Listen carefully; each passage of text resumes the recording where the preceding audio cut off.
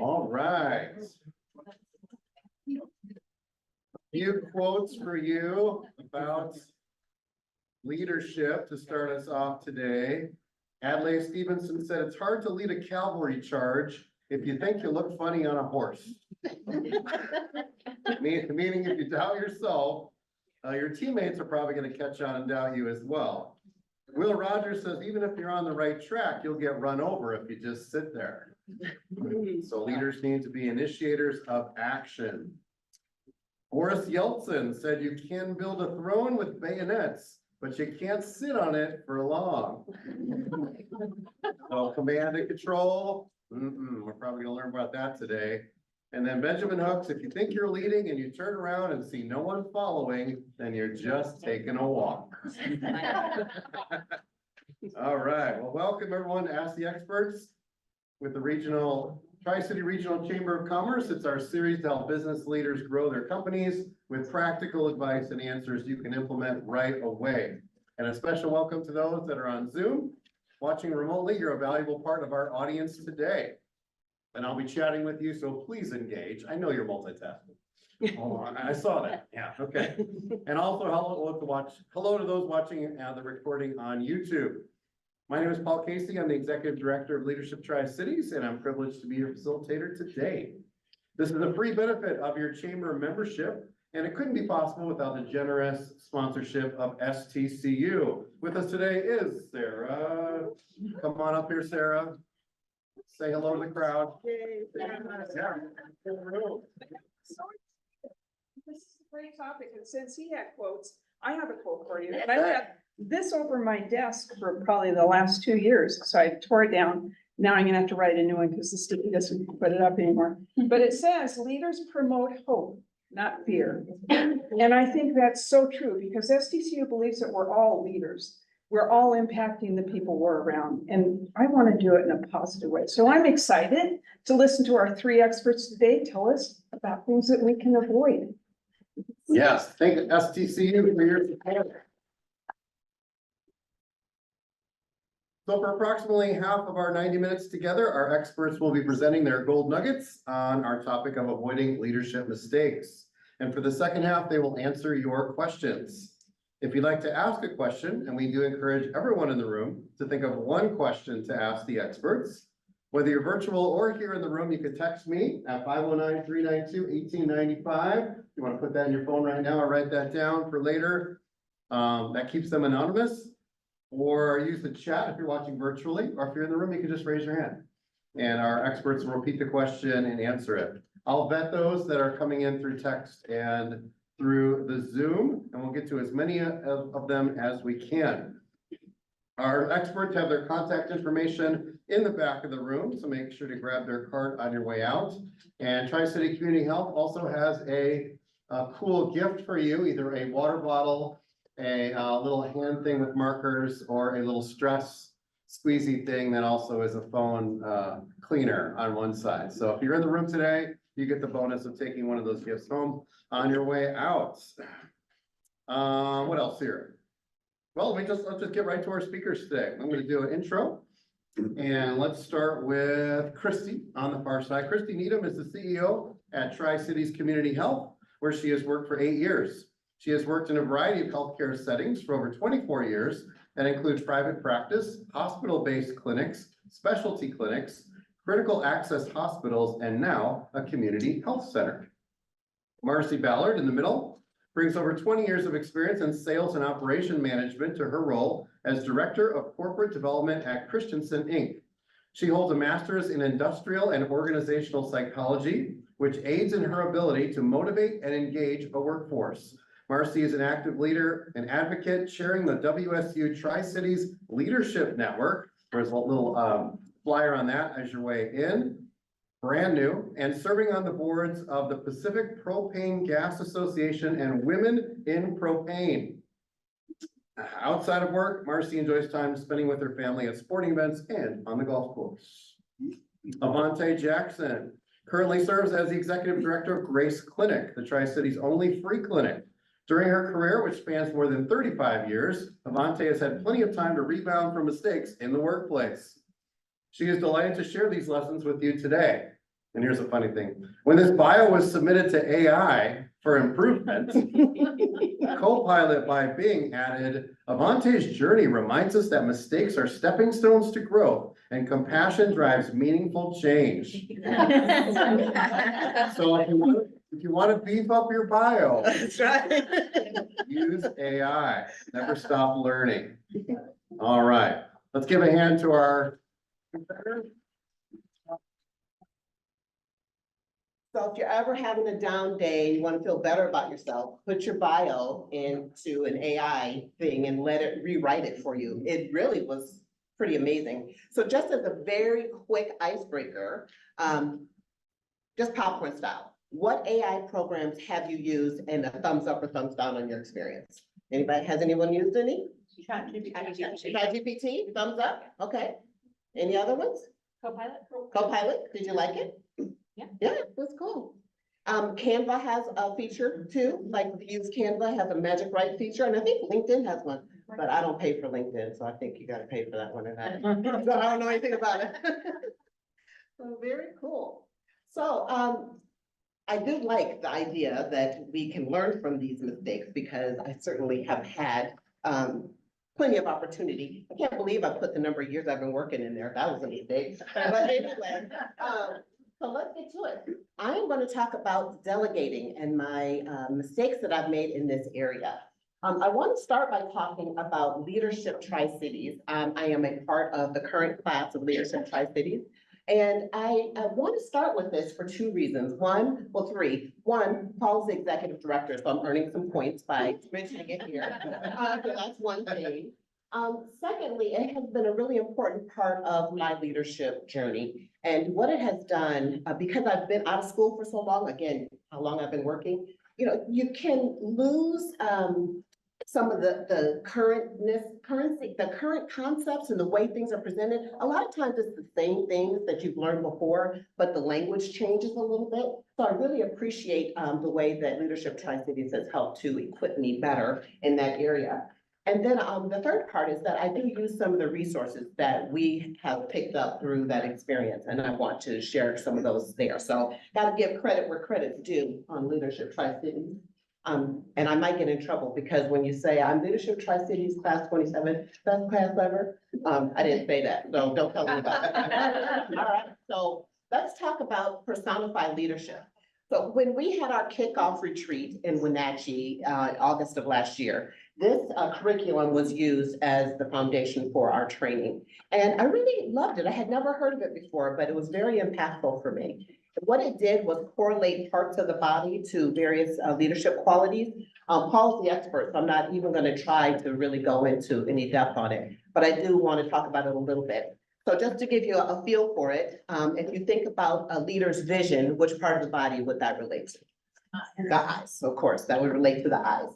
And then there were, you talked about the spine, and so the spine would be about standing firm for your principles, and there was the feet, that was also part of that. So there were some different areas. This part, can you imagine delegating? What part of the body would that relate to? Good. I'm thinking the hands. The hands, right? Because you're handing off. That's the whole point of delegating, right? So I did do a little Google search. So let's get a Google definition of delegating. It's entrusting a task or responsibility to another person, typically one who is less senior.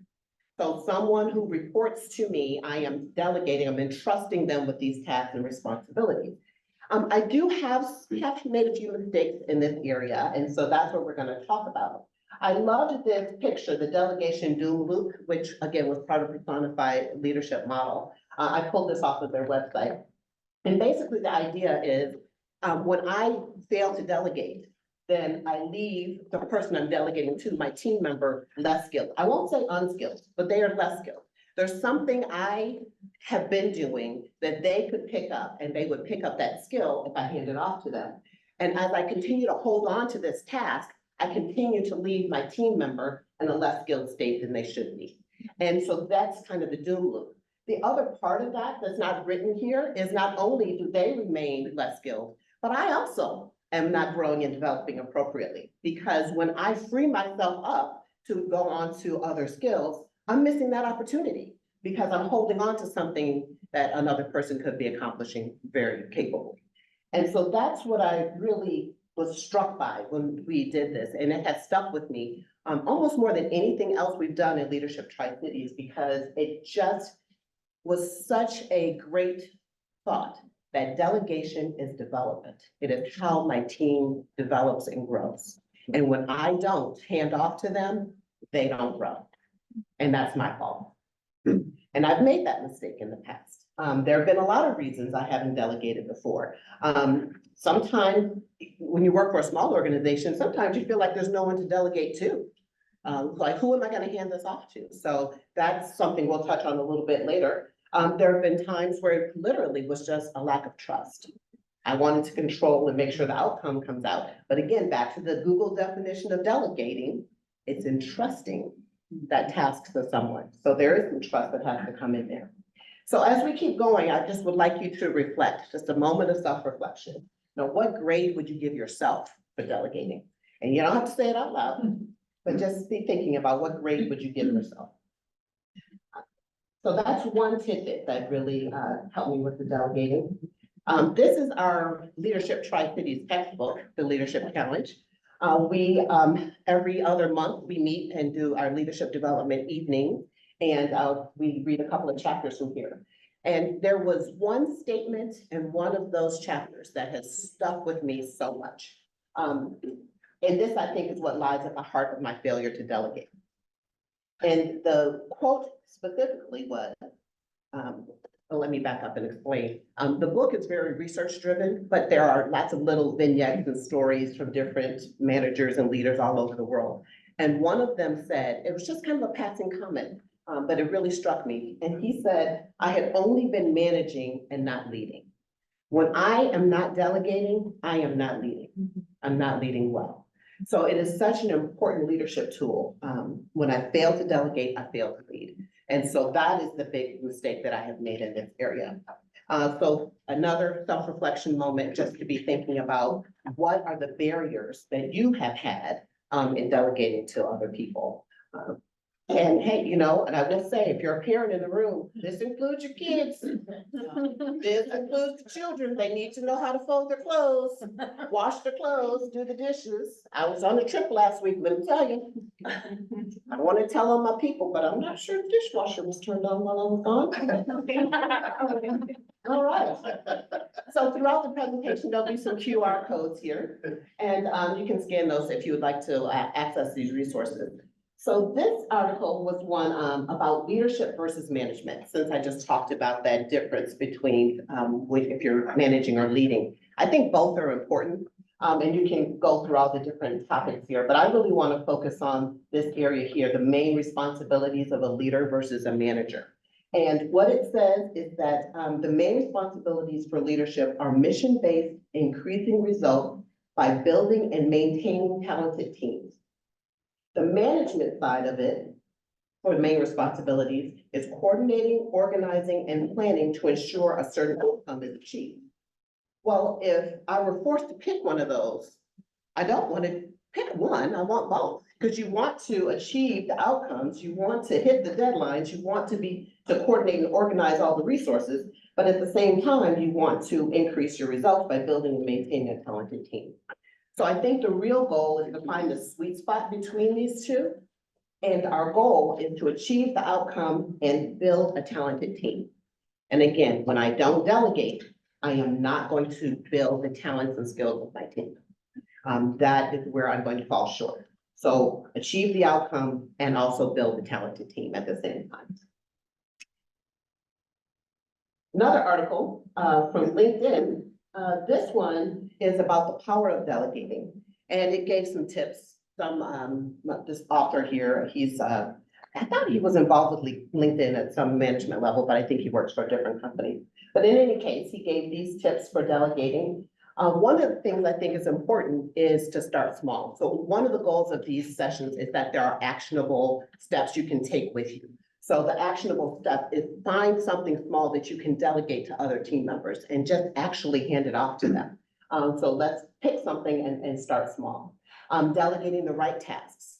there are some things that are uniquely mine. I'm uniquely positioned to hold on to. I've been newly appointed as executive director, and there are a lot of things I'd love to hand off to other people, but I'm quite certain that I'm really supposed to hold on to those things. So you have to hold on to the right task and delegate appropriately. When I saw the trust your team part, I thought about, speaking of quotes, Ronald Reagan. I believe he was the originator of the trust but verify. Is that one that he's known for? So I do think it's important to trust your team, but I also think that there's a level of accountability that's very important as well. So that I'm sure there'll be, if that hasn't already been a topic, that will be another topic in the future, because there's a whole skill and art around holding your team accountable. Learning from the process, the feedback that we gain as we go through these different steps in this handoff. It's definitely a delicate dance, so you want to have a lot of learning going on. And the recognition and appreciation. A well-timed thank you goes a long way.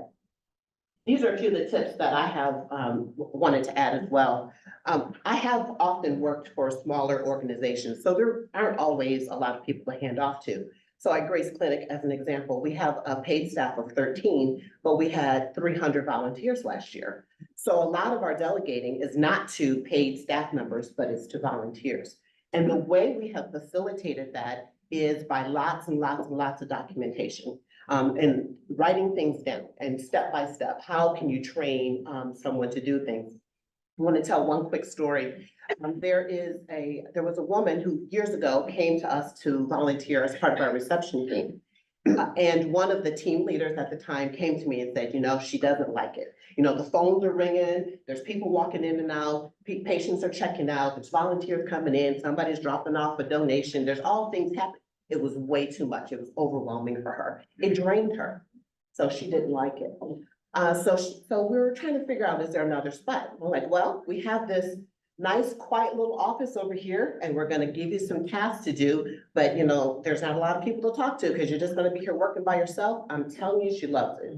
She loves being in that office all by herself. She was there this morning. She is amazing. And when she goes on vacation, I'm like, really?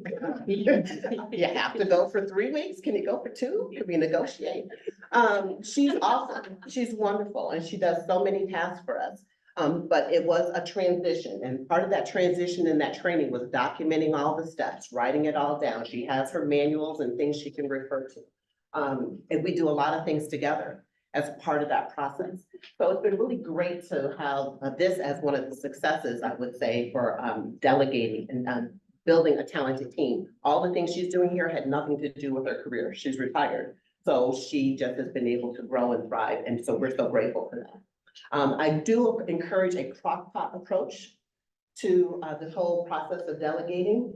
I am not a Instapot kind of person. I'm scared of the steam. When you have to release the pressure, that freaks me out. I don't like it. So I'm using crock-pot versus microwave. Microwave, I will use it, but there's nothing like walking into your home and your dinner is already cooked and you can just smell the fabulous dinner already done. That's delegating. It takes time. It is a slow process, but it is well worth it because again, the goal is to build the talents of your team. And that is the way you do it. All right. So now just a question for you to think about. What is the one small step you can take this week to avoid the delegation doom loop? Because just 3 thoughts I want to leave you with, and then we'll go on to the next section. When I fail to delegate, I fail my team and they do not develop and grow. When I fail to delegate, I fail to lead and I do not develop and grow. When I do delegate, we build a talented team and we get things done together. So those are the thoughts I'll leave you with, and I'm going to hand it off to Marci.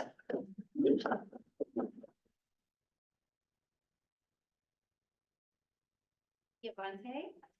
So if delegation is entrusting your team to get things done, micromanagement is just making sure they do it, right? That's not it. So when tasked with talking to you all about, first of all, mistakes that I've made, the Enneagram 3 in me gets a little nervous. I don't want you guys to know the bad things that I've done, but it took some time to even think of what would I talk about.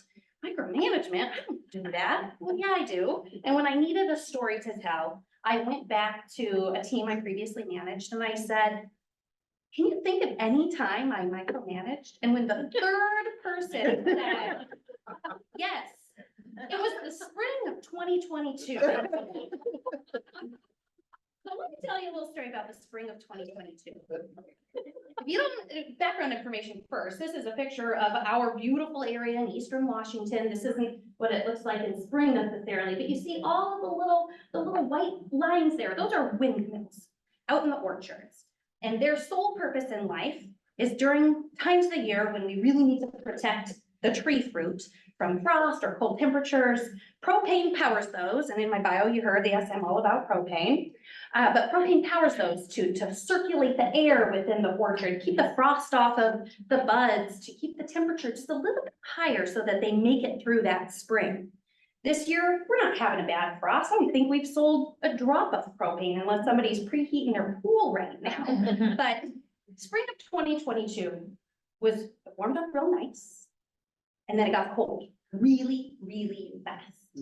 Caught everybody off guard, not just at Christensen, but the entire industry. And when we noticed that it was gonna get bad, so bad that we hadn't seen a spring like that since like 1985, I was overseeing 3 plant locations. I had a couple of ops managers. They had dispatchers and 15 drivers out there keeping the orchard vans going. But I went into fight or flight mode.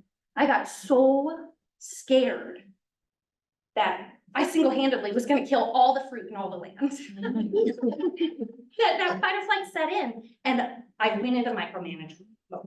Like, absolutely, I took tasks away. I got into the nitty-gritty details. I hadn't looked at what a driver was doing since I had been on a ride along with a driver and just was like, yeah, he knows what he's doing. But all of this sudden, I stripped my team of all the processes that they had in place, and I started taking over the supply division. Yeah, I'll go drum up new suppliers. We need more propane. I took over the scheduling. I took customer phone calls. I did it all. I mean, there's this fine line between delegating and micromanaging, and how do you tell the difference of, you know, which one you're failing at? Well, I didn't entrust anybody with anything, but I watched every little thing everybody did. So that was not an enjoyable time. There was a good 9-day stretch where I didn't sleep. There was a few of us that didn't sleep. It was like constant worry, constant work, on the phone with BNSF. Where's my rail cars? You know, some of my Port Pascal people might. They heard from me. So did we let anybody down? You all probably had apples and cherries last year. Certainly didn't let you down. Did we let the orchardists down? No, when Farmer Bill was standing in our Pasco office crying because a different supplier had let him down, we saved the day. We saved Farmer Bill, we saved the fruit, we saved the apples. I went on a whole Save the Apples campaign afterwards. But who I let down, was our employees. We missed an opportunity to give the trust, to let the team fail. Imagine if we would have let the team fail. How do we let the team fail? They would have learned from that. They would have picked each other up, and they would have had this experience that they could celebrate together. Instead, it felt like a sole mission where I directed every little thing, and I missed this opportunity to let the team succeed. So in the thick of that, I had no idea I was micromanaging. No clue. I would imagine some of you right now are in the thick of it, and you don't know that you're micromanaging. So this great article that we found from David Burks there, and you can also scan your QR codes on all of the handouts. He gives us some tips to say, well, how do you know? How do you know if you're a micromanager? So we need to ask these questions of ourselves. Are there a bunch of pending approvals sitting on your desk, just waiting around? Are you the bottleneck? Well, spring of 2022, a big propane order, it didn't get to go out unless I stamped the approval on that. I did that. That would have told me, yeah, you might be a micromanager. Policy paralysis. If you see a mistake get made, do you automatically dive in and create a new policy? Well, that'll never happen again because I have a policy now. Well, and a driver missed a delivery window. That's what I did. I swooped in, new policy. Guess what, everybody? Now we have this delivery schedule in an Excel spreadsheet outside of our regular scheduling system that actually works quite well. Created a new policy because somebody made a mistake. That might mean you're a micromanager. Meeting tag-alongs. Do you insist on being at every single important meeting? Oh, you're meeting with who? The CEO of what? I'm gonna be right there. Spring of 2022. I just took the meetings over. Sales team, customers call me now, like, no need. That might make you a micromanager. Instruction overload. This is different than when you brought up processes that your receptionist needs to have. Yeah, we need those. We need SOPs. But if you think back to, maybe it was middle school where you had the assignment to write instructions on how to make a peanut butter and jelly sandwich. And you got dinged if you didn't talk about like opening the bag of the bread. If that's how you're writing your instructions, that you insist on, did you unscrew the peanut butter jar? You might be a micromanager. And now frequent report outs. We go back to spring 2022. I think about the information that I was requesting. And it wasn't bad information, but it was all too frequent, one. And I was the only place it went. I was the house of the information.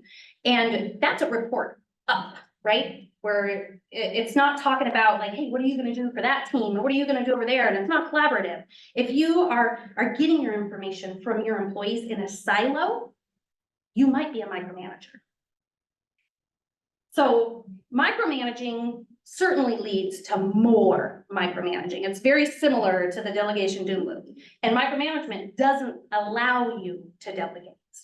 The other thing micromanagement doesn't allow, confidence, innovation, creativity. It actually even hinders your employees' well-being. When we were talking about, well, what's the difference really? Avonte said, well, this is about like giving things to people and learning and development. The micromanagement side, when you're making that mistake, it actually affects the warm and fuzzy part. The part that leads to growth and development, but it hurts people on the inside, right?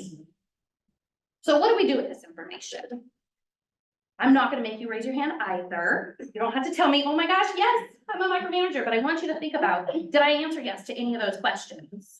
And if so, what do we do now? These are Galen Manual. Actually, this is cool. This is just a video on micromanagement and how to get around it. He's got a good, I think, podcast that goes around. You'll see that on your flyers. He's pretty cool, but he gives us some tips to avoid it. First of all, you need to trust. This is about empowerment. When you trust your employees, it actually leads to the ability to let go of more and more because they feel empowered. They take that extra chance. And so you need to trust them early and often. Extend the trust and deal with the consequences if something doesn't go right. We'll talk about that in a minute. You need to ask your team, what do they need from you? And then give it to them. Thinking we start cutting. Oh. And yeah. You need to ask what they need from you and then give it to them. But if you don't understand what they're asking or their ask seems crazy and out of left field, you need to keep asking more questions. You need to seek to understand. Why are they asking that? What caused them to ask that? Because they're not asking for no reason. Ask their peers, what do they need? And then as a leader, provide it to them. Give them what they're asking for if you can. Now implement KPIs. I talked about report ups. These are very, very different. KPIs, key performance indicators. They're a scoreboard or a scorecard. At Christensen, we do a really good job playing the game of business, where we all know there's a scoreboard. And at a very high level, sure, that has to do with financials or what's our EBITDA or CFROI, whatever it may be. But in each individual team, they have their own scorecards. They know those metrics that matter. Those metrics that say, hey, at the end of the day, I know how to do a good job. And as a leader, hey, I know you're doing a good job. Or it's an indication that we need to pivot. When things, it's a leading indicator at times and you need to lean in, understand when I said that you have to trust early and often. You can trust via these KPIs, because if everything looks good, it doesn't matter how they're doing it. You laid the groundwork, you gave them the SOP or the process.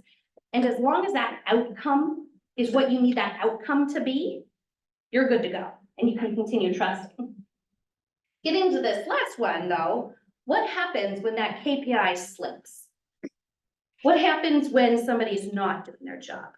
We talked about that policy paralysis, like we don't want to see somebody make a mistake and then go into a whole new policy that punishes that high performer. When I instituted that Excel spreadsheet monster of a delivery schedule, all that did was slow the team down. I did that because one driver missed a delivery window. If you've got your KPI as your delivery window and you see that if one was missed, you refer back up, ask what happened. What do you need? Why did that happen? If I would have paused long enough to say, what happened? I would have learned that Johnny the driver had been up for 18 hours. It's okay, don't worry, FMCSA allows drivers to drive that many hours when there's certain agricultural related conditions, so don't get me in trouble there. But I would have learned that, listen, I needed a nap. And if I would have been up high enough, leading instead of down in the weeds, absolutely micromanaging every little thing, I would have noticed that Johnny the driver needed a nap before dawn. So I wouldn't have implemented this new chart or policy. I would have gone straight to Johnny's manager or straight to Johnny, asked how I could help. And then, you know what? Maybe Johnny doesn't know how to do his job. And we take that as a side note. To avoid micromanagement, you have to absolutely understand and address poor performance, but manage to the high performers as to not drive them down. So now we're experts, right? You came here to ask experts. Now you're all experts on delegation and succession planning coming up soon and micromanagement. So what do you all do with that information? Well, what you do is you share it with others. You might be a micromanager if. Well, who are you going to go tell? Well, if you were a part of the WSU Tri-Cities, you would absolutely be able to go tell somebody you're mentoring, or you can lead a class on micromanagement now that you're an expert. I'm only sort of teasing. I needed to find a way to like segue into telling all of you leaders in the room that we have this new leadership network. It's WSU Tri-Cities, and we are looking for you to be a part of it, for your expertise. It's a very low hassle mentorship program. Ask me questions afterward. But I just called it a shameless plug because that's really all that it was. So with that said, I will leave you with one quote. It was Steve Jobs that said, we don't hire smart people so we can tell them what to do. We hire smart people so that they can tell us what to do. I'll leave you with that.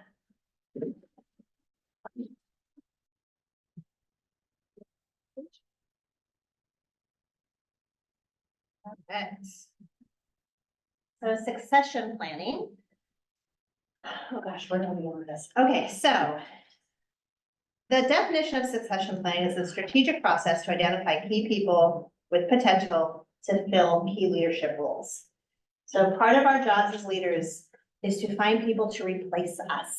And I think one of the mistakes that we make is thinking that I'm the only one capable of doing this job, right? No one is going to do it as well as me. No one can step in my shoes and do this.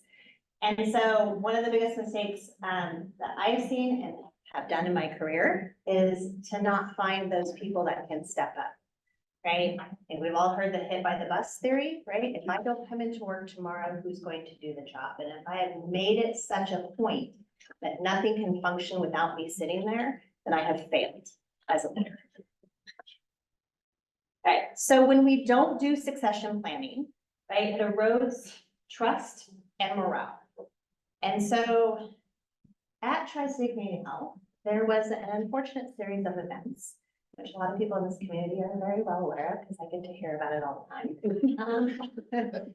We had 7 CEOs in 8 years. I had 5 CFOs in 8 years. I had 3 HR directors in 8 years, right? Our leadership turned over faster than someone could sit in a chair. And so we had no succession plan. there wasn't anyone to say, here is the next COO, here is the next director of ops, here is the next person. And so those of us who had not planned on being in those roles, I think if you ask the people I work with, they're gonna say, what's the one thing I always said, I would never be CEO. Here I am. Because we neglected to develop team inside, and we neglected to put a plan in place. And so that makes your employees feel undervalued and unsupported. It leads to disengagement and turnover. I can tell you, as I sat in my chair at a lower level at that point, just coming into work every day was a chore, right? Because there was no leadership. And by the time we got someone new and they would say, here is the plan, that person would be gone, and then another new person would be there, and you'd start all over with another plan, right? And so it just led to uncertainty and anxiety amongst the staff. And then you didn't know when the new leader came in, were they going to like you? Were they going to think you were doing a good job? Was I gonna be here tomorrow? Because you'd see a new leader come in, right? People get wiped out, and then that fear and anxiety starts to spread. So we have to have succession plans. The other thing it leads to is a decline in performance and innovation. So without the proper guidance and investment, performance and innovation suffer, and teams become stagnant, unable to adapt to changing market conditions. So employees are just in survival mode at that point, right? They're just trying to keep their job. They're just trying to keep their job because they've got bills to pay. They have a family to take care of, right? So you're just trying to stay there, I just got to survive another day, and then I can have a pay, right? And then you perceive that there's limited opportunities for advancement, right? So if you're in this job and there's no succession plan, like you don't know how does the director of ops become the COO? Like what is that plan, right? And so you don't know, do I have a future at this organization? And then you lose momentum of previous work. You feel like you're always starting over, right? So you have a plan in place, someone new comes in, and then they're like, who told you to do it that way? You're like, okay. So you start over again, right? The next thing it does is it's lack of succession preparedness. So what that means is, so you neglect to do this, it leaves the organization vulnerable. And there's no pipeline of talent or prepared leaders to fill key roles. And then that goes back to my point where I'm gonna say that I have a board member sitting here, Cynthia, thank you for coming, by the way. But, so I was pushed into a role I really didn't want, right? Because there wasn't anyone else there. But after thinking about it and taking that temporary role to fill a spot, because we had to have someone, and the way that's why we're at a community health center, and the way a community health center works is if we don't have a permanent CEO, we can only contract one for 90 days at a time. So that would have meant we got a new 90 CEO every 90 days. And after all the chaos we'd already had, I was like, I've had enough.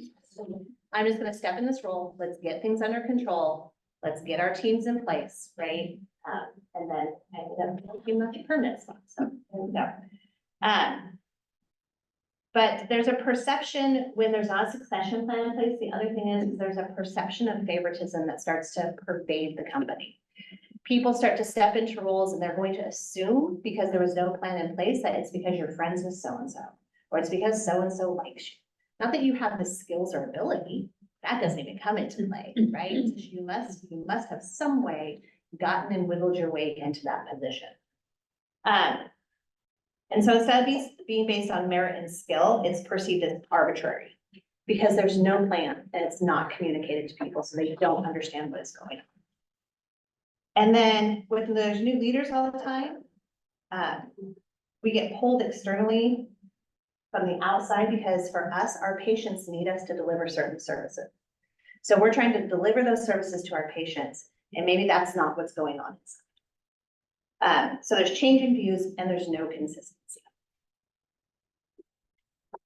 It also increases your costs and inefficiencies. So poorly trained and unsupported teams result in increased costs, and mistakes are more common and productivity declines, and it impacts the bottom line. And for me, the bottom line was the delivery of service to our patients. That suffered. So when you have a lot of turnover, when people leave because they're unsure about the leadership in place, they're unsure about the plan to replace the leadership, you start to lose a lot of institutional knowledge. So we had people leave that had understood how we had done things. And those people left because they were just tired of it. They didn't want to put it in. So you lose that institutional knowledge.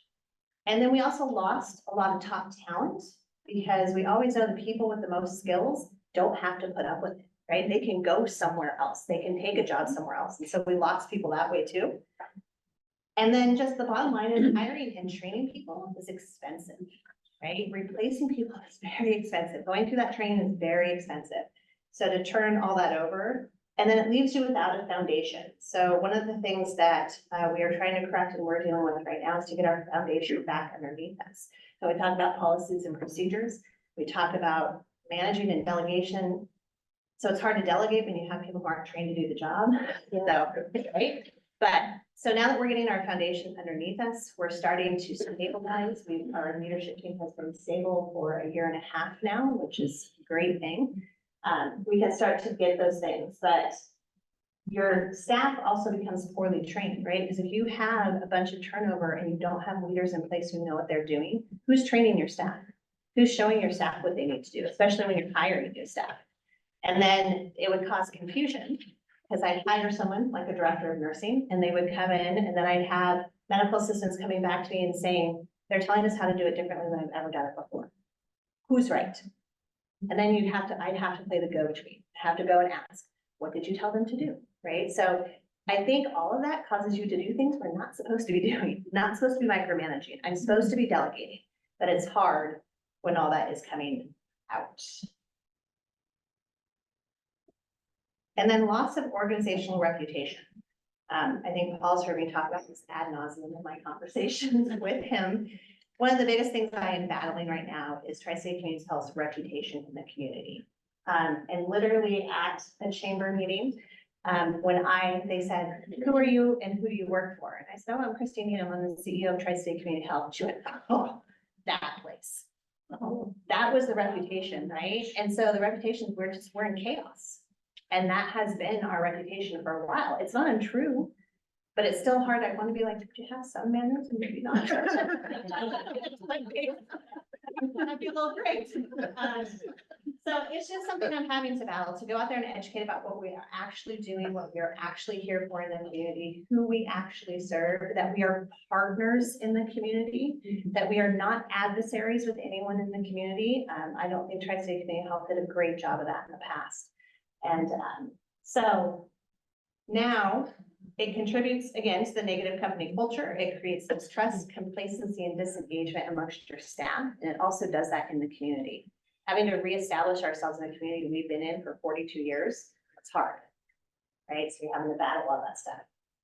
And then poor leadership and employee dissatisfaction becomes public knowledge.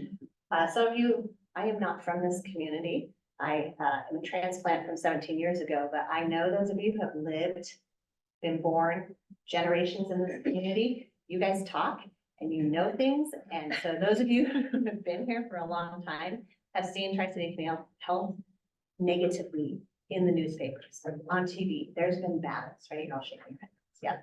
Yeah. And so that's what the community sees. They don't see the good work that we do. They don't see the patients that we serve.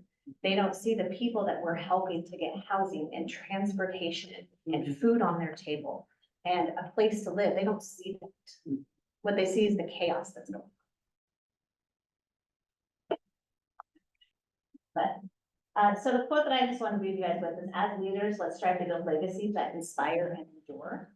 And so succession planning overall, what I want to leave you with is provides a clear understanding of career paths.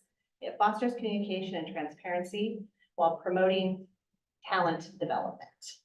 That's what I have.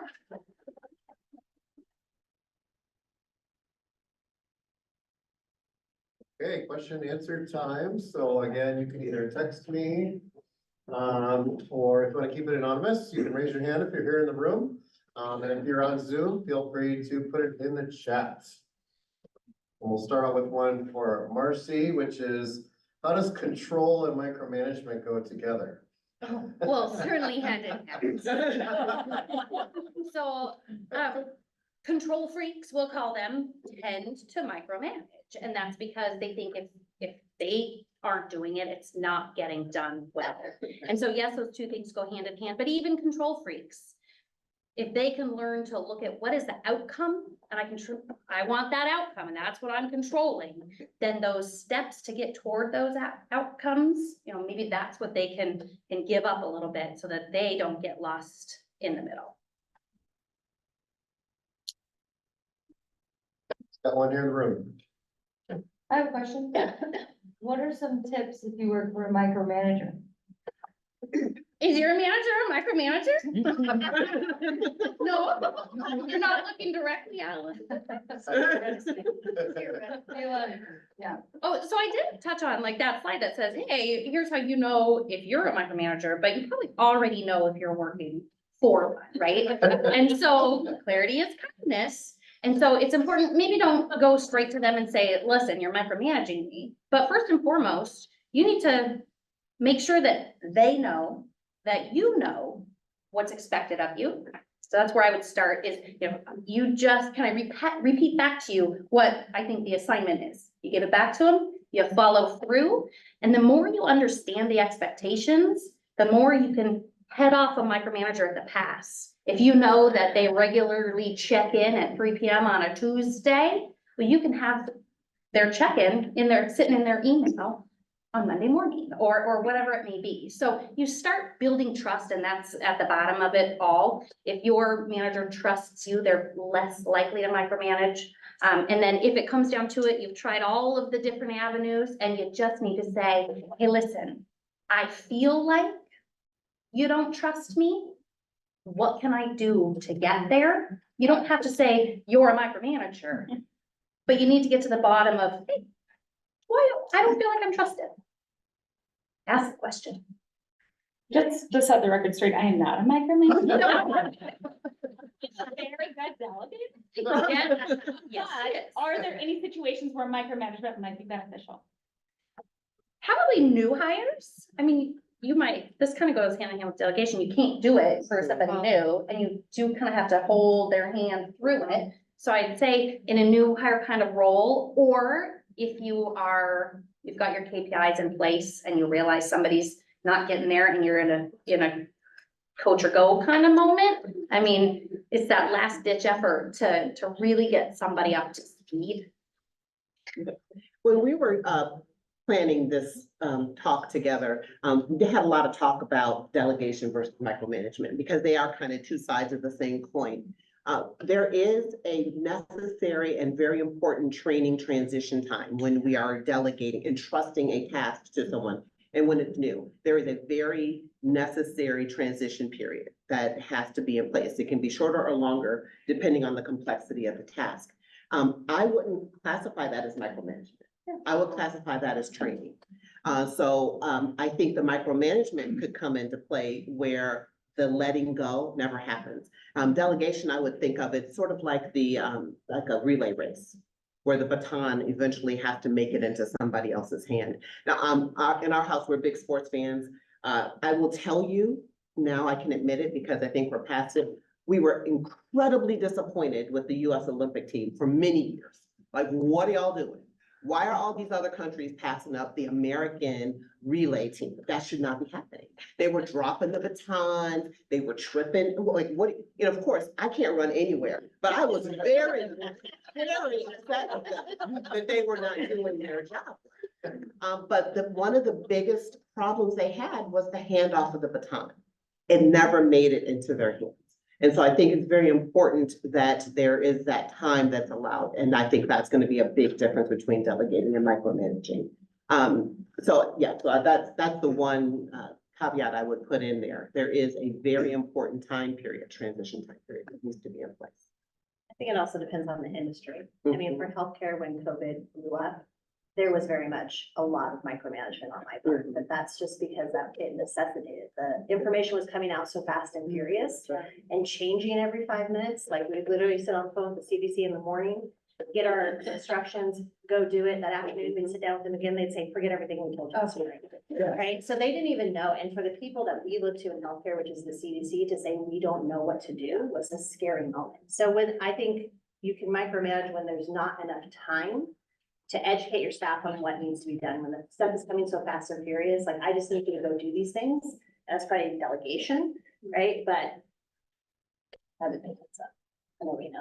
I would also caution though, there's not enough time. People can get in this space where there's never enough time. So they never take the time. I thought about speaking to that today, but since I don't do that, I didn't have a story to tell about, I don't have time. But Yeah. that can be another like leadership failure. I've seen that happen in our own organization. But as things calmed down in COVID, Yeah. then we were able to push out and delegate, but those first few days was hard. Kristy, mainly for you, but also for everybody, what are some things you did to help shift the reputation of your organization at TCCH?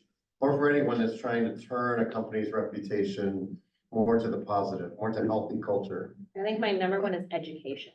So it's just education on what we do. And probably making sure we stay out of the news in a negative light, right? So it's just, and really honestly, like what I say internally is it's just gonna be time and share, right? Like I just have to put the time in the chair, and that's the only way my staff is gonna start to trust again.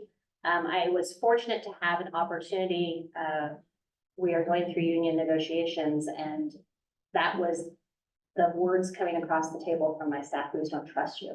We don't know if you're gonna be there tomorrow," right? Our staff with the union.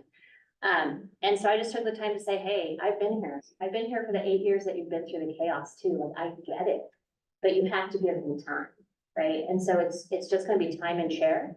And it's putting my face out there, in the community, doing education. Some of you have seen me talk at certain things, so that people understand what we actually do. And then it's just time with my employees, right? To understand that I'm going to be here. I'm here for the long haul. I don't have anywhere to go. I want to be here, right? Tri-City Community Health is a wonderful thing. And so I think when you do something that's wonderful and easy to talk about, then it allows you to very easily start to turn that reputation. Well, one of the things I will share, kind of a behind the scenes, a little context for us, is that the three of us have not worked together before. We are looking at putting this presentation together, and what I'm really surprised by today is the theme of trust and how that has so strongly come through. That you have to trust your team and trust your team as a part of delegating. You have to build that trust, and you break it when you are micromanaging. And then the succession plan, how important it is to build the trust long-term. So there's no way to understate how important it is to have a healthy dose of trust in your culture, your organizational culture. At the last Ask the Experts, I hope I get this right, but one of the persons talked about culture, and what was stated is that your culture is not only what you do, but it's also what you allow.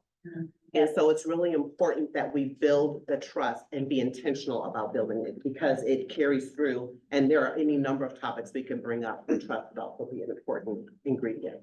Well, and speaking of ingredients, trust is one of those pot things, Yeah, right? right. It does right. take time. Let's take time.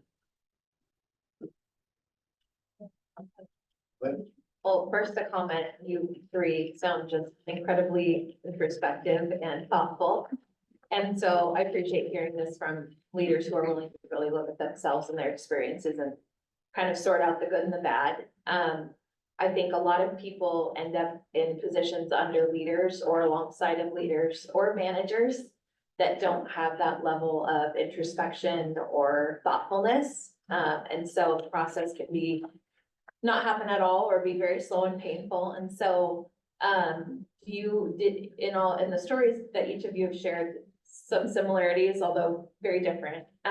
Were there people who came alongside you and gave you kind feedback? Did you stumble upon it yourselves? Did you, have an experience that just shocked you in your, stopped you in your path? Or what were those experiences, if any, you want to share?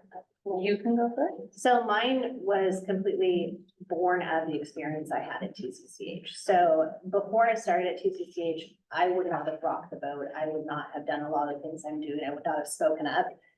But when my workplace was in such chaos and I had nothing to lose, like Paul's heard me say that a million times, I did because I had nothing to lose.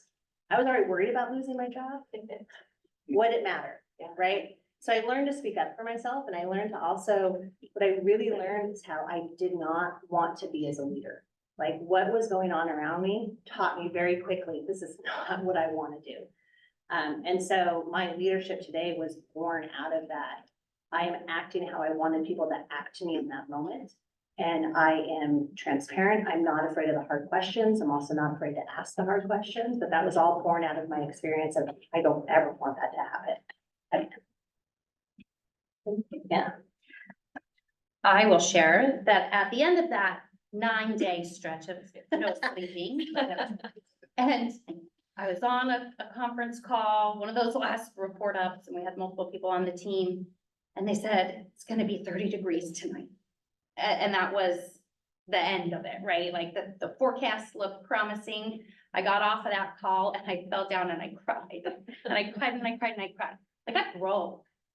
And because I didn't realize I was in the middle of this chaos.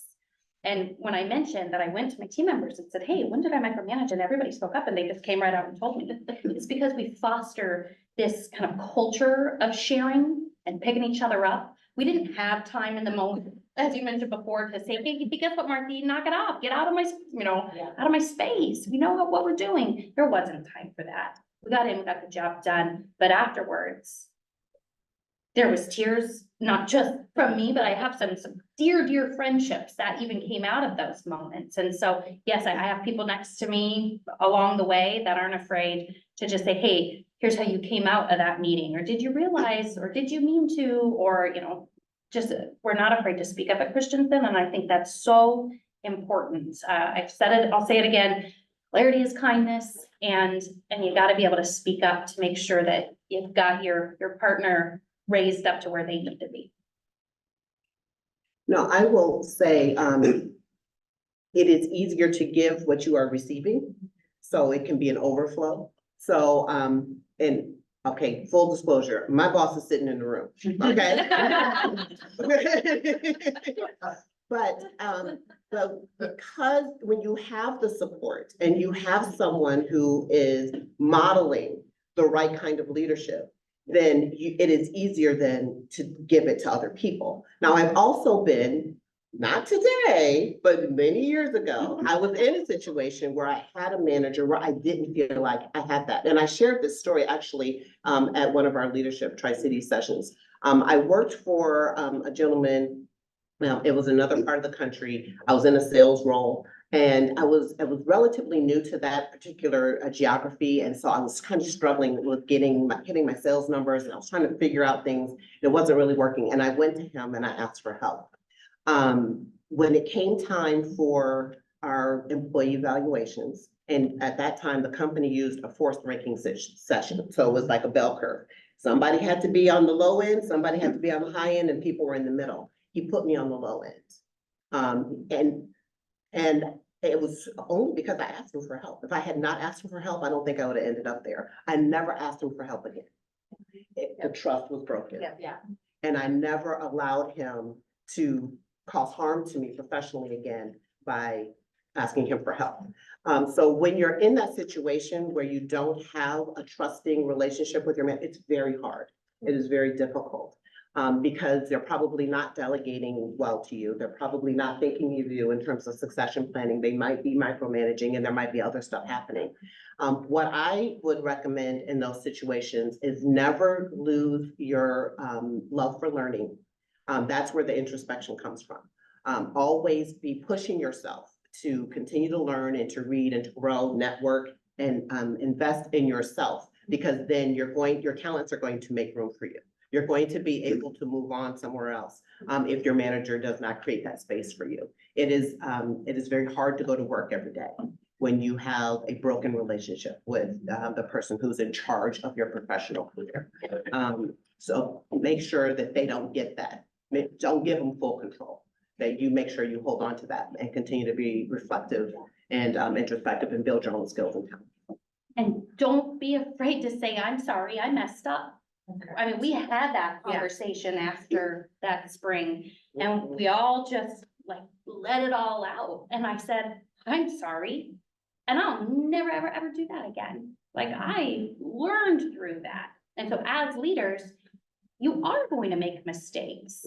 You're gonna learn from hers, you're gonna learn from mine, but you're gonna learn from your own as well. So create that environment where people think it's okay to make a mistake and share your own in that same kind of spirit of vulnerability. What are some tips to not delegate too many responsibilities to the high performers, which would be so easy to do, and to help the low performers be motivated to accept more responsibilities? What's the quote? It's like, if you're really good at your job, the reward is those other people's jobs. Yeah. Yeah. Absolutely. Yeah. Tricky one. Yeah. You know, I wish I had included it, and there's this very full diagram that we pulled from LinkedIn, and we used it at our kickoff meeting in January. But it's like these circles of growth, and the one in the beginning is the comfort zone. And the next bubble is the fear zone. And then you get to the learning zone, and then you get to growth. But what the comfort zone would be, oh, I know Susie or Bob will do a great job, so I'm just gonna keep doing this and giving everything to Susie and Bob. Delegating is not dumping. It is not dumping, and we have to make sure we're clear on that. What I love about that little grid is when you get to go from the comfort zone to the very next bubble, which is that fear zone. What it talks about is if you push through the fear, then your comfort zone actually grows. It gets bigger. So this is a huge development opportunity, and it takes time with people who have some raw skill, but they just need a little bit more hands-on. They might need a little bit more time in the crock pot, right? To develop those skills. It's just an intentional decision. I am not going to allow people to remain unskilled because it's gonna take too much time. It's gonna take a lot of time if you have to hire new staff. Yeah. That's gonna take time too. There's a lot of things that take time. So you're gonna have to figure out how you wanna invest your time and just be very intentional about growing your whole team, because you never know, you might have another rock star on the team, but if they're not getting that time, we never know. We never know. I'd also bring up the key performance indicators that I mentioned. You don't need to just have those at a team level. Individuals can have those. And if you're tracking to those things that are most important for that individual, you'll start seeing it clearly that why does this person only have the one thing and not all of the things? And so I think key performance indicators help. And I think it comes back to our fear of confrontation, right? The reason you dump on the high performers is because you're unwilling to confront the one who's not. And so you just need to go to that person and just have a conversation, and whether it's they're not meeting the KPIs or they don't have the skill set, but you're not gonna find that out if you don't have the conversation. Right? So it's to go back to them and say, hey, you're not meeting expectations. What do you need? Do you need more training? Do you need a clear vision? Like, what is it? And most of the time, it's because we as leaders have been unclear in what we expect of them. And we haven't told them. I expect you to do X, Y, and Z, and I'm going to hold you accountable. I think holding them accountable is the hardest thing. Well, it's that, what did I say in the presentation? You need to identify the low performance, but manage to the high performance. Bring everybody up instead of pulling those high performers down by just continuing to give them more tasks. And don't lower your expectations. Right. Right.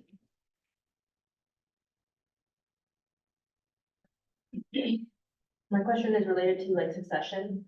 So for my department in the next like year, we're looking to have like an assistant manager come up and grow. So how do I kind of select kind of people like, or pick who do I think is gonna be a good person for this role?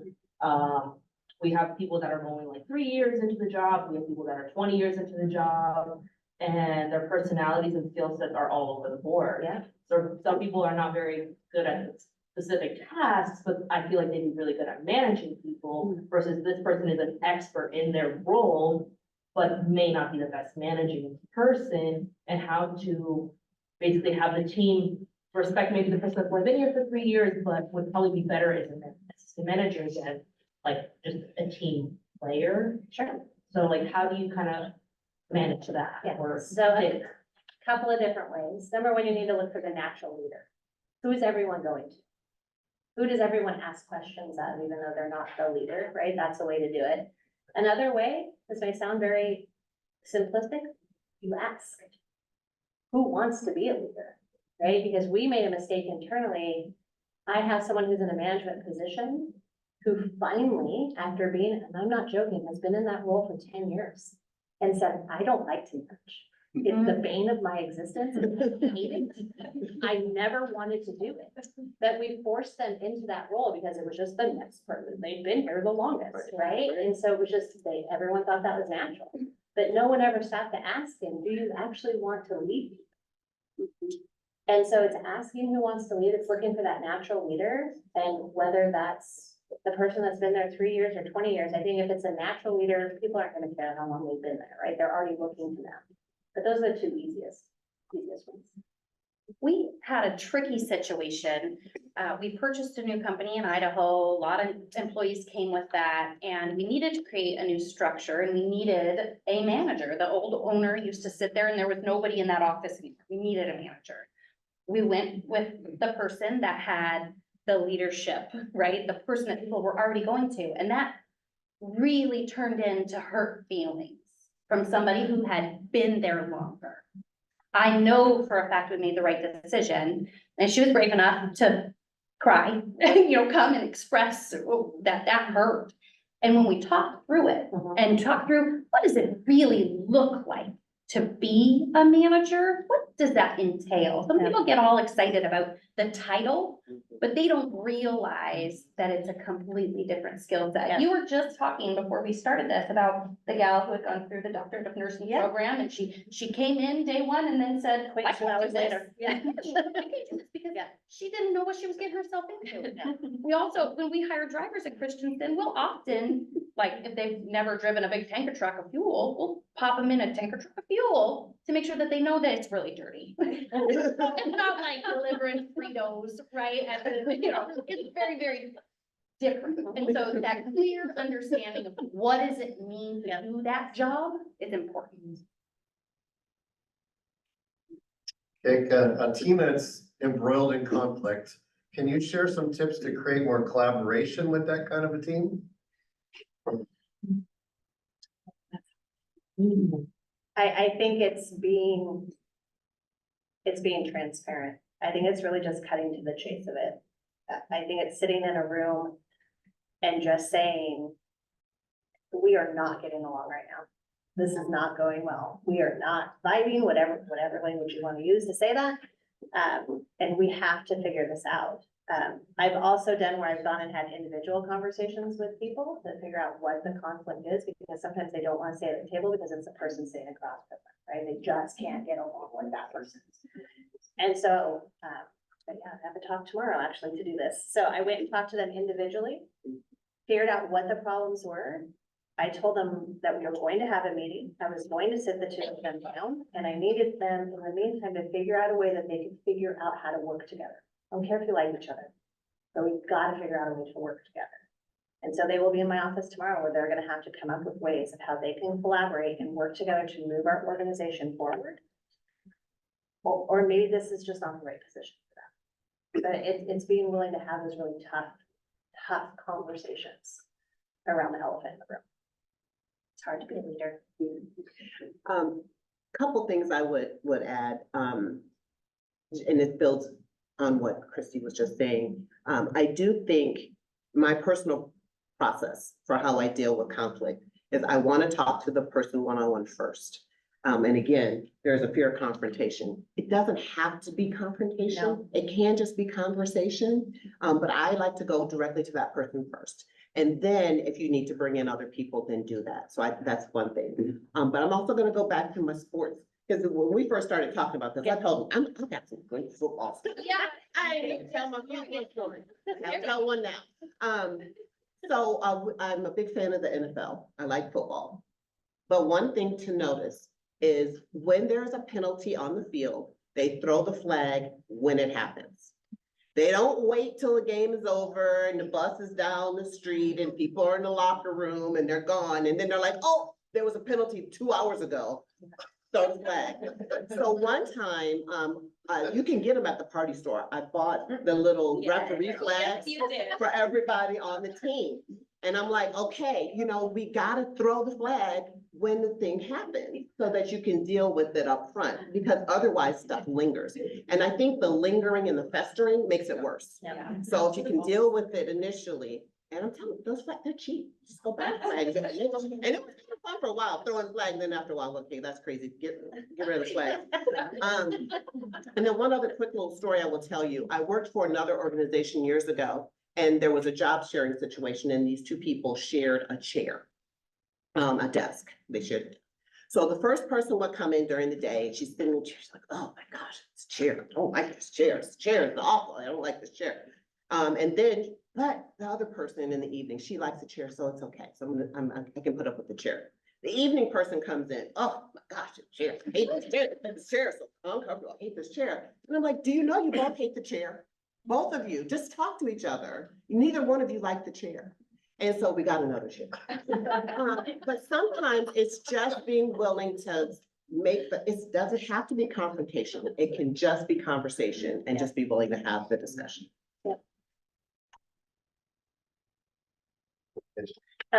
So at our work right now, we're working on processes in each department. And so I was just wondering, is there, is there something as far as like, to be writing or a way in which that would be the most productive of that time to creating those processes? Have you guys made, processes that sounds like you had to put in processes in places? And when people are in that at that position is creating that process, is there some tips on that you would say? Because obviously there's some things I delegate and some things I don't, and like how to form that in the process of, so if somebody was to come in my position, they would know exactly the same things kind of what I did. Is there some tips in that? I think there are some tasks that lend themselves very well towards step-by-step instructions. Unscrew the peanut butter jar, put the knife in the peanut butter, spread on the bread. So there's some tasks that lend themselves very well to that. And so what I was describing when in the comments that I made, data entry, clerical kinds of things works really well. Where it doesn't work well, where we cannot document well, another example is in our reception team.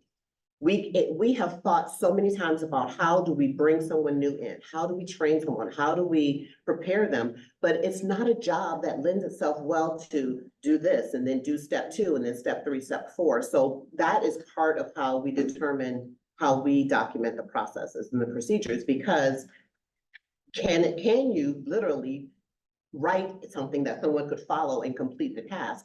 Or is it more intuitive and more fluid than that?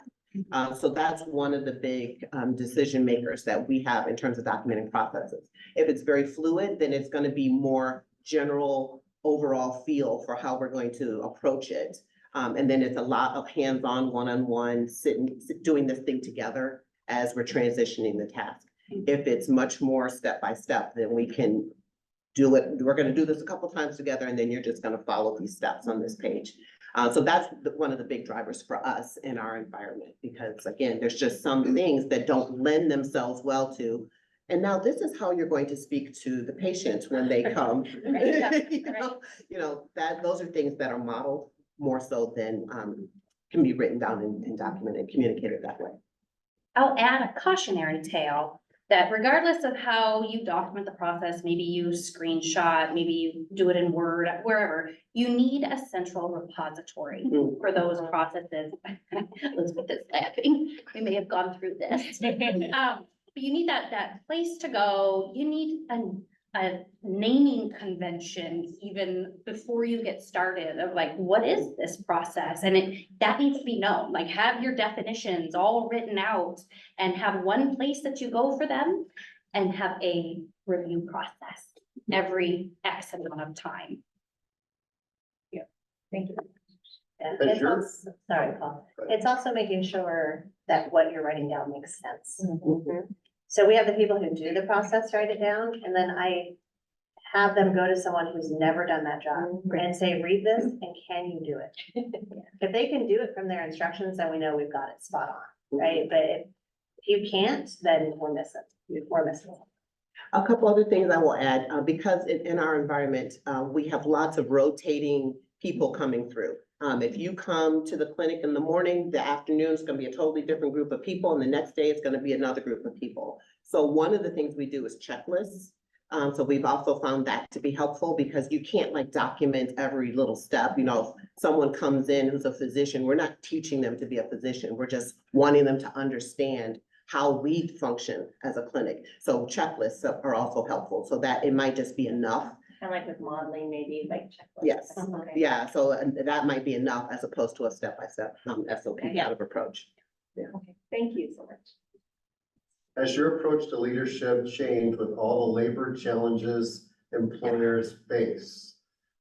Guess we have a lot of different ways. I don't know if that's retention issues or HR policies or union. I mean, I guess you could go in a lot of different ways with this, but you know, the world of work is a lot different. Has it changed the way you lead? Yes. Yeah, that's the short answer, yeah. Well, I think everything should change the way you lead in a sense, but you need to still stay true to who you are. Those little things that you do that are uniquely yours shouldn't change, but you need to adapt to your environment. If it's regulatory or just the difference between Gen this and millennial that can make a difference as well. Yeah, and it's dealing with, it's understanding what's going on. Different things motivate different people, right? So for us, with the younger generation that's coming into the workforce, different things are important, right? So you have to understand what that is. I mean, it's amazing to me that I have to explain to someone that you cannot be on social media all day. That you have patients to take care of, right? But it's explaining the why behind it. This is why we don't do it, right? And for us, there's privacy violations, right? You can't have a phone with a camera, right? Someone can accuse you of videoing that. So there's whys behind it. I think the most important thing is just explaining the why and saying, just don't do it. And don't do it. You know, during the height of the COVID lockdowns and things, I was gifted a book called Didn't See It Coming by, is it what's his name? Newhoff. Carrie Newhoff? Yes, thank you, Carrie Newhoff. I was gonna say Corey, that's not right. Carrie Newhoff. And one of the chapters in that book was about becoming irrelevant, that people, you know, nobody all of a sudden says, oh, I think now I'll become irrelevant, you know? But over time, if you are not learning and adapting and growing and absorbing and continuing to pay attention to what's happening in the world, you all of a sudden can wake up and be irrelevant. So that chapter in that book really struck me because it is an intentional effort to always be learning and growing and adapting to what's happening in the world. I could use another football example here. And I think I will. I will. Okay. So the NFC championship game. This is to determine who is going to go to the Super Bowl from the National Football Conference. Okay. So the teams were, I think it was San Francisco and the Detroit Lions. Now I'm from Michigan. The idea that the Detroit Lions are anywhere close to a championship is just blowing my mind, right? Yeah. So the coach of the team is Dan Campbell. And he is known for going for it on fourth down. So if you don't know football, you get 4 chances to move those 10 yards or to score. And he was on fourth down. And if you don't get it on the fourth down, you give the ball back to the other team. So there was twice in this game where he went for it on fourth down and they didn't get it. And he ended up having to give the ball back to the other team. And everybody in America, whether they like the Lions or not, are yelling at him, kick the ball, don't do it, don't do it. But he was so committed to his plan. And his plan was, we're gonna be aggressive and we're gonna go for it on fourth down. Yeah. So if I were talking to Dan, I'd be like, Dan, sometimes you gotta adjust your plan. Okay? Sometimes you gotta say, you know what, we went for it last time and we didn't get it. They've been really stingy on that. I think I need to adjust my approach. So I say all that to say that we need a plan. It's important, but don't hold on to it so rigidly that you are not allowing other information and new situations and circumstances to move you forward. And making some modifications and adjustments. And if I ever see Dan, I will mention that. Plug Ask the Expert. We got something for you to watch. Video. I'm still sad about the life. I know. I know. Marci, can you ever be too eager to learn where you might need to make adjustments to make a team's environment better? Is there like possibly requesting too much feedback? Yeah, I mean, ultimately, we need to make decisions as an organization and move forward. You can get stuck trying to be too terribly collaborative and get everybody's opinion. I wonder if one of my employees said that. Because yes, collaboration is key, but when it starts moving, like it's taking too long, you just gotta make a decision and not be afraid to make the wrong one. And you're not gonna make everybody happy. I remember when I first got into HR years ago, somebody told me, like, listen, you're not always gonna make everybody happy. You're always gonna, like, somebody's gonna be mad. You're gonna do the best thing on the planet and you are gonna think it's so cool and the benefits package sparkles and somebody's gonna be mad. And so you do have to be careful that you're not trying to get too many opinions. I don't know what the magic is there, but don't let it slow you down.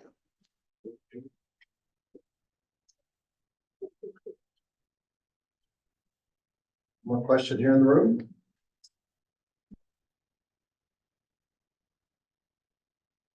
Yes. I just have to give props to Dan Campbell. He had a great season. It was awesome. I still think he could have gone all the way if he had just once. He was this close. Yeah, Thanks for speaking up. Yeah. I agree. That's why I was screaming at the TV, man. Other recommendations for classes, webinars to improve your leadership skills. Thank you for this handout, by the way. So you on Zoom didn't get this yet, but you will. You've got Atomic Habits, which I feel like just what everybody's reading in the world right now. The Leadership Challenge, and you've got a couple of newsletters here. I love the James Clear 321 newsletter because it's just 6 blurbs. Galen Emmanuel, the Being Boss podcast. Okay, what else would you add to that list?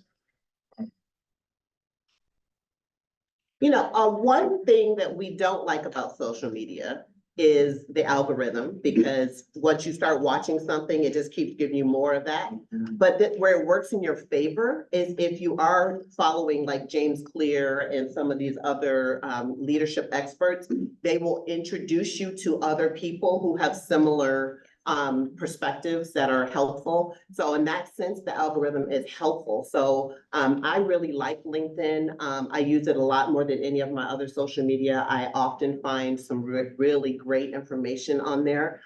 We also have some really great local leaders. So there's a few of them in the room. I would recommend following them and connecting with them online.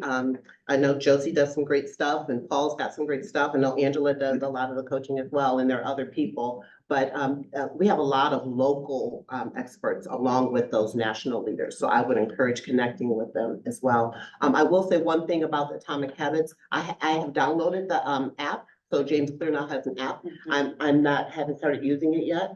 But there is an app that you can download for that. And my favorite quote from him is, be the designer of your world and not just the consumer of it.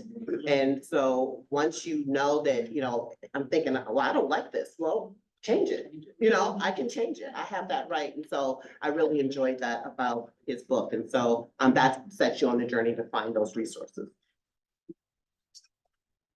I mean, reach out to me. I'll share my Audible. I don't read books, but I listen to them. Yes. Audible's awesome. I think it's just peers, right? If you see someone who's being the leader you want to be, or, yeah, then just say, hey, let's talk. I also think for me in the community health center world, because it's kind of a niche thing, right? I reach out to the other CEOs of the other health centers and just find people you admire, find people you can talk to, but also find people that challenge you. That do something different or are doing the thing that you're afraid to do, right? If you're like, I really don't want to pull this trigger, it makes me scared, and I don't think I can do it, but that person did it, then find that person. Everyone needs a mentor. Everyone needs a coach. Everyone probably needs a therapist too. Who has the time? No. Let's thank our experts today for their time. Yeah, their information is on that handout. Their cards are in the back of the room as well. The slides will be emailed to you if you registered. Always be sure to register for these, whether you're coming live or on Zoom. And the video of today will be placed on YouTube as well if you have friends that couldn't come here today. We also want to thank again STCU for sponsoring Ask the Experts, making it free to participate. Thank you. There, you got the fish bowl there? Okay. So Marci, what did you bring as a door prize? Well, I'm hoping there's drinkers in here. Whiskey glasses and whiskey stones, little Christensen swag. Whiskey package. All right. Edward Lee, hello, hello.